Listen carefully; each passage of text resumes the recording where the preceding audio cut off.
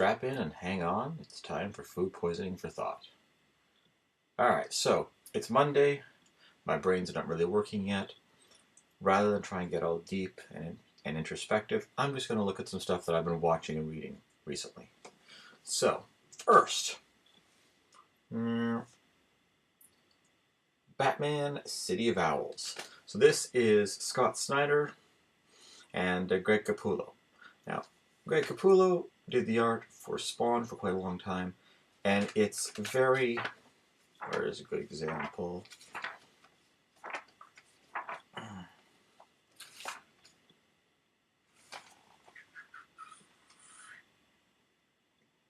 It's very pretty looking. Capullo's art has a kind of an elastic feel to it. He's very creative in the use of panels and framing at the cost of clarity in more than a few cases. In a comic like Spawn, which is almost a walking mythological metaphor, that's okay. With Batman, clarity suffers. And then you have Scott Snyder. Scott Snyder seems to be getting an awful lot of work with DC lately, and an awful lot of good press. And I don't buy it. I want to like the guy. I like the ideas that he's playing with, but Scott Snyder reminds me of a really great college cover band. He can make all the right sounds. He knows what riffs you need to do when the guitar solo hits, but he doesn't know why. He looks like he's good until the lead singer announces, now we're going to do an original song. And then, oh no, he doesn't. That's Scott Snyder to me. He puts a pile of cliched pieces together in a way that looks like it ought to work, and then it doesn't. He's trying. He's trying. He's trying to be Grant Morrison. Now, this is not something I've been reading recently, but every time I read Scott Snyder, it feels like he's trying to be Grant Morrison. Grant Morrison's run on Batman, especially Batman International, is, in my opinion, the best piece of Batman ever done. It's better than Batman Year One. It's better than Dark Knight Returns. It's better than The Killing Joke. It is the perfect manifestation of Batman. And so, Scott Snyder seems to have realized that, and he's trying to imitate it. Problem, he's not Grant Morrison. He's neither insane enough nor brilliant enough. He's just a really good college cover band. It's good enough in most cases, but that's why, for instance, my copy of Batman International, it's mine. Notice. No stickers on it. Reach! However, you take a look, I got Scott Snyder from the library. Right there.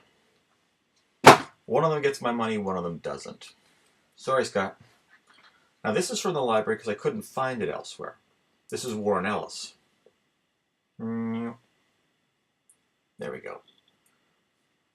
Looking at the display on the screen, and it reverses things. It's very disorienting. So this is Creasy by Warren Ellis. Art is by, I'm going to mispronounce this, Raulo Caceres, same guy who does a lot of his stuff for Avatar. However, unlike most of the time where it's very high color, high contrast, this is black and white. And since they can do it the other way, this is very deliberately black and white. It's also interesting, it's very short. It is a single comic episode, a standalone one-shot comic. It might have gotten 2 issues, I don't think so. I'm betting, because I didn't see it when it first came out. This is actually its trade paperback, but even the trade paperback, the US price is only $6.99. And what it is it's a story of the Battle of Creasy, 1346, the battle that changed modern warfare forever, when English longbowmen absolutely destroyed French cavalry. There's a great quote in here. Let me just grab it. Here we go. And this is the narrator. There this fellow here, he's quoting someone, I can see the quote marks, but it doesn't say who. He says, "It is a shame that so many French noblemen fell to men of no value." So the Battle of Crécy absolutely changed war forever. It also made the guerrilla warfare battle a viable option. And this is essentially a history lecture.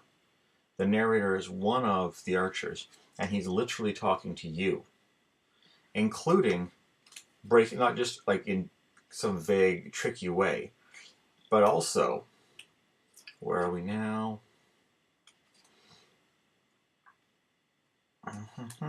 And here I am just flipping ahead on screen, and you're wondering, wow, really? Is he this bad? Yeah, he is. So,